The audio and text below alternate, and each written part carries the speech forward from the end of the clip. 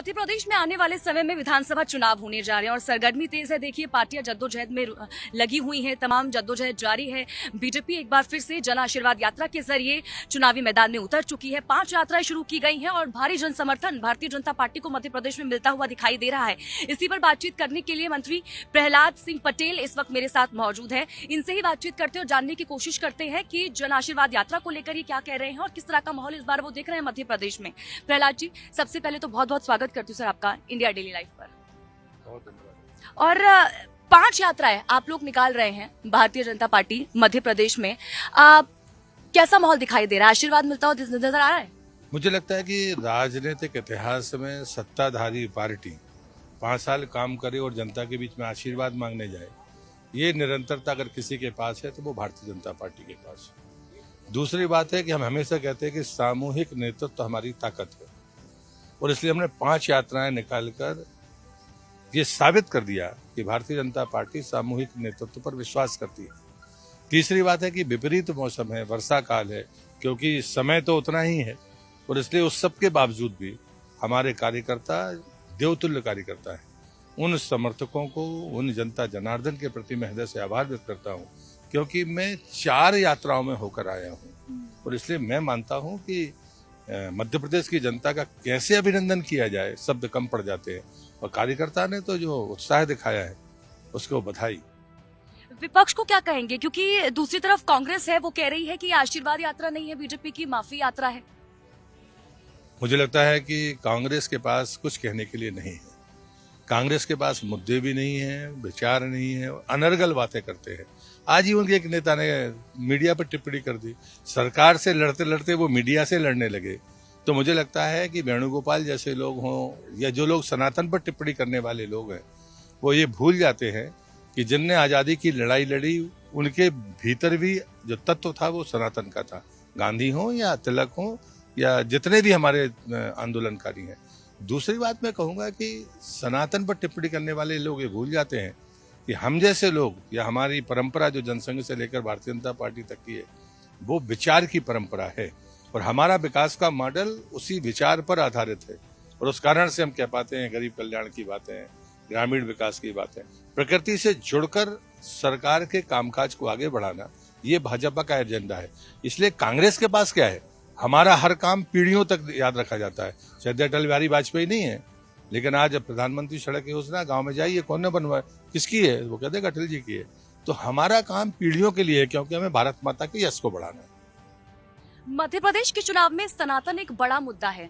अब कांग्रेस भी हिंदुत्व के रास्ते पर अब आगे बढ़ रही है। असली सनातनी कौन है? मुझे लगता है ये फैसला जनता कर देगी।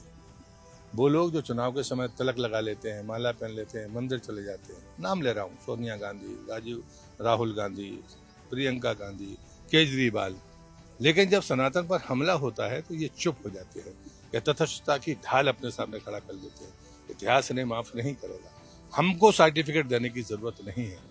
ये वो भारत है जहाँ पर मंदिर तोड़े नहीं जाते, मंदिर बनाए जाते हैं और इसलिए मुझे लगता है कि और ये सिर्फ मंदिर नहीं है और इसे G20 का जो स्लोगन है वसुधैव कुटुंबकम का, लेकिन दूसरी बात मैं जरूर कहता हूँ कि हमारा आम अनपढ़ गांव का व्यक्ति भी बड़े गर्व से कहता है धर्म की जय हो, अधर्म का नाश हो, प्राणियों में सद्भावना हो, विश्व का कल्याण हो। वो व्यक्ति भी विश्व के कल्याण की कामना करता है। ये सनातन की ताकत है। इसलिए हमको सर्टिफिकेट देने की जरूरत नहीं है। सर्टिफिकेट उन छद्म लोगों को देना होगा जो लोग पाखंड करते रहते हैं, प्रोपोगंडा करते रहते हैं, और वो कांग्रेस है। अच्छा मंत्री जी, बड़े मुद्दों की अगर बात की जाए, इस बार चुनावों में मध्य प्रदेश में कौन कौन से बड़े मुद्दे हैं जिनको लेकर आप जनता के बीच जा रहे हैं? इसको लेकर क्या? मैं तो सिर्फ इतना कहता हूँ, मोदी जी का नेतृत्व, क्योंकि शीर्ष नेतृत्व है, दुनिया उस नेतृत्व को स्वीकार कर रही है। मोदी जी का संकल्प, जो उन्होंने कहा उसको पूरा किया। ऐसा कोई कभी नहीं देखने को मिला होगा कि उन्होंने घोषणा की हो प्रधानमंत्री आवास की और वो 19 के चुनाव के पहले पूरी हो जाए, शौचालय की घोषणा की हो और वो पूरी हो जाए, गैस कनेक्शन की घोषणा जितनी की है वो पूरी हो जाए। 19 आया तो जल जीवन मिशन की घोषणा कर दी कि 24 तक हर घर तक पानी पहुंचाएंगे। तो ये जो विकास का मॉडल है, जो हमारे गरीब कल्याण की सोच है या ग्रामीण विकास की सोच है, वो शिवराज जी की हो या मोदी जी की हो, लेकिन जो नेतृत्व दुनिया में सर्वमान्य नेतृत्व है, हम उसकी अगुवाई में विकास का मॉडल लेकर आगे जाएंगे। अच्छा, G20 का जिक्र आपने किया, क्या ये भी एक मुद्दा रहने वाला है इस बार मध्य प्रदेश के चुनावों में कि G20 को लेकर भी आप जनता के बीच जाएंगे? नहीं, मुझे लगता है कि G20 पर सभी गर्व कर रहे हैं। पूरी दुनिया जिस नेतृत्व को सम्मान दे रही है, तो हमें तो गर्व के साथ उसको सम्मान देना ही है। लेकिन G20 का जो फॉर्मेट बदला है हमारे प्रधानमंत्री ने, 70 जगह पर अंतर्राष्ट्रीय जितने भी मेहमान हैं वो आए, उनने हमारी 2000 साल पुराने मंदिर भी देखे और सिलिकॉन वैली और चंद्रयान की सफलता भी देखी। हमने ऐसा नहीं किया कि हमने खाली वो दिखाया, लेकिन हमने ये भी बताया कि हमारी परंपराएं 2000 साल से ज़्यादा पुरानी हैं, लेकिन हमारी मेघा दुनिया के किसी से कम नहीं, बल्कि हम सबसे ऊपर हैं। ये चंद्रयान 3 का कमाल है। तो मुझे लगता है कि G20 की चर्चा होनी ही चाहिए, और पहली बार कोई प्रस्ताव सर्वसम्मति से पारित हुआ, ये इस बात पर गर्व करता है। भारत का प्रस्ताव है वो भारत के प्रस्ताव पर देश गौरवान्वित है। जो स्वाभाविक है, ये चर्चा का बिंदु होना चाहिए।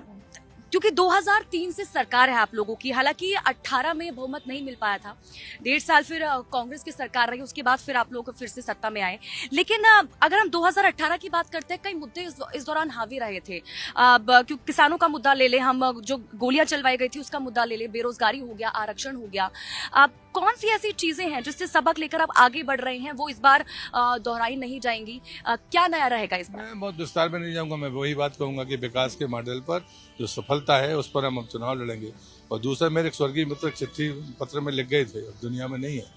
पुराने खत पढ़ने का मजा ये है कि जवाब नहीं देने पड़ते। नमस्कार।